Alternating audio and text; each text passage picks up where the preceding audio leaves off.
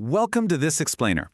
Okay, so have you ever felt like your romantic relationship is just stuck in this endless, exhausting Groundhog Day loop? Like you're having the exact same fight, just wearing different clothes on a different day? Well, you are definitely not alone. And honestly, more importantly, you're not broken. Today, we're going to unpack exactly why that happens and how you can finally break free. We really need to start by validating just how incredibly frustrating that experience is. You know the one, you're suddenly in a screaming match over how to load the dishwasher, or the precise timing of a text message, or what to do on a Sunday afternoon. But here's the secret. You are almost never actually fighting about the dishwasher.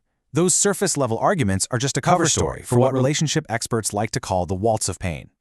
It's this hidden dynamic where your nervous systems are just crashing into each other. What looks on the outside like a petty squabble over plates is internally a deep existential panic about connection. So here is our roadmap for today. Number 1, we'll look at the relationship trap. Number 2, understanding attachment styles.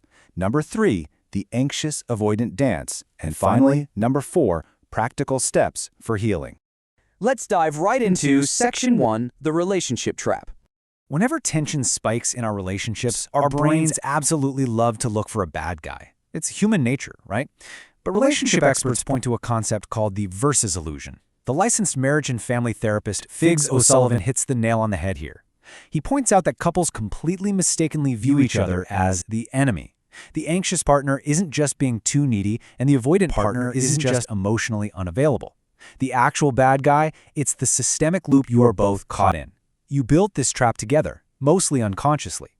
But the really beautiful flip side of that is, because you built it together, you can rebuild it together. Moving right along to Section 2, understanding attachment styles. To really understand how we construct this relationship trap in the first place, we've got to zoom out. We need to look at the underlying neuroscience and childhood psychology to see where our relationship blueprints were originally drawn up. Pioneered by John Bowlby and Mary Ainsworth, attachment theory basically explains that our bodies learned highly specific protective strategies when we were kids. Depending on how our caregivers responded to us, whether they were always there, kind of unpredictable, or completely overwhelming, our nervous systems adapted to survive. Fast forward a couple of decades, and these childhood survival strategies? Yeah, they're just colliding in our adult romantic relationships. The moment we get close to someone, it activates our deepest, oldest wiring. When you break the research down, it categorizes these adaptations into 4 main styles. About half the population, 50%, is secure. They are generally comfortable with closeness and can stay pretty regulated during a conflict. But the other half of us adapted differently. If closeness felt really inconsistent growing up, you might have developed an anxious attachment, meaning you aggressively pursue connection when you feel threatened. On the flip side, if closeness felt suffocating or overwhelming, you might lean toward an avoidant attachment, meaning your reflexes to withdraw for safety. And then there's the disorganized style, which is kind of a chaotic mix of both, deeply craving closeness but being absolutely terrified of it at the exact same time. Which brings us to Section 3, the anxious avoidant dance. This is where it gets really fascinating and, honestly, pretty painful. What happens when these opposing strategies mix? Well, research consistently shows that anxious and avoidant types are drawn to each other like magnets. And a big reason for that is their opposing strategies create this massive amount of intensity, which completely masquerades as chemistry. But the absolute most crucial thing to remember here is that neither partner is broken. Therapists often call them babies in love, just desperately seeking safety by asking completely different internal questions. The anxious partner's frantic pursuit, they're really just asking, am I important to you? Are you actually there for me? Meanwhile, the avoidant partner pulling away is asking, can I be close to you without losing myself? They might look like bitter enemies, but deep down, they're both just trying not to get hurt. Let's look at how this builds into what we call the check-in spiral. Picture this, there's a minor energetic shift. Maybe someone's texts are just a little bit shorter today. Step 1 is activation. The anxious partner senses this tiny distance and their body literally sounds an alarm.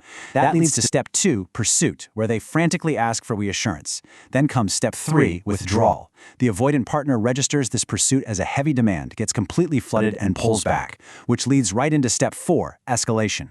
This withdrawal is the anxious partner's absolute worst nightmare, causing them to pursue even harder. Boom, you've got a massive crisis over absolutely nothing.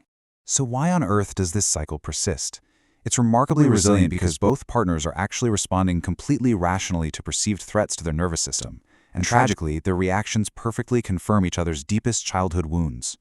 The anxious partner secretly believes people always leave, and hey, look, their partner is literally walking out of the room right now. The avoidant partner believes closeness is suffocating, and look, their partner is relentlessly demanding their attention. It is a perfectly designed, self-fulfilling prophecy of pain. All right, Section 4, Practical Steps for Healing. Everybody take a deep breath. The really good news here is that we absolutely do not have to stay stuck in this loop. We can shift our perspective and use this knowledge to fight the cycle together. And here is a striking statistic to back that up. 25% of people actually change their attachment style over time. They are not fixed personality traits. It's not a life sentence. Your brain remains capable of change throughout your entire life. With conscious effort, awareness, and usually some professional therapy, a full quarter of the population organically shifts their attachment style. You can literally rewire your brain for what psychologists call earned security. So, let's talk actionable steps for the next time you feel a spiral coming on.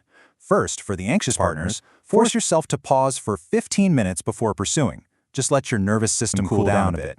Second, externalize it. Say something like, "My anxiety is currently telling me," instead of throwing out an accusation. Third, as a couple, develop a nonverbal reset signal to pause the pattern before it explodes.